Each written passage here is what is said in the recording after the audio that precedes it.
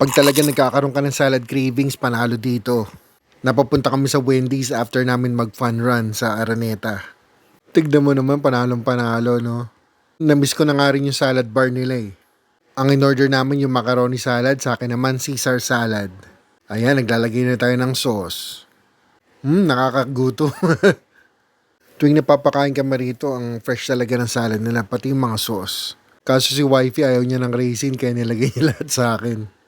Siyempre, bago natin kainin, ihalo-halo mo natin salad. Minsan kasi kailangan healthy living ka rin, no? And for sure, kailangan talaga ng salad sa list mo. Sarap, crunchy na at fresh pa. Tapos syempre, lalagyan mo pa ng sauce, pati yung mga cheese at raisins. Kaya every Sunday, we look forward to eating salads after ng fun run namin. Or fun walk. Depende kasi minsan no? Pero mas maganda gumagalaw-galaw ka kahit paunti-unti. At ayan, hinahalo niya ni wifey ang salad niya. First bite. Sarap, crunchy. And hopefully, ma-maintain natin ang ganitong healthy lifestyle.